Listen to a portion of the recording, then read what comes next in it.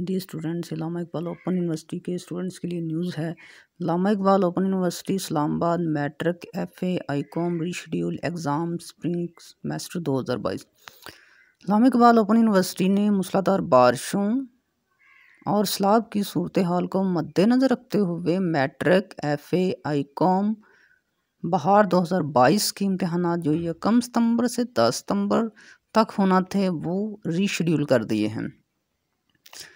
जिन course के इम्तहानात मुलतवी हुए हैं इनका नया शेड्यूल नीचे दिया गया है।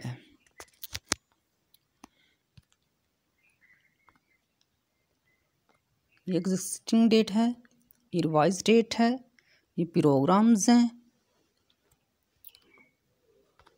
एग्जिस्ट की डेट थी 1/9/2022। अब जो रीशेड्यूल डेट है इसमें 4/10/2022 है।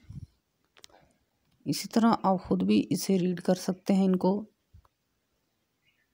अगर किसी स्टूडेंट्स को समझ नहीं आ रही तो मैं कमेंट्स में पूछ सकता है, और इसका आपको लिंक भी डिस्क्रिप्शन में दे दिया जाएगा ताकि आप ख़ुद भी इसे पढ़ सकें। Thank you so much. Allah हाफिज़। अपना ख्याल रखिएगा।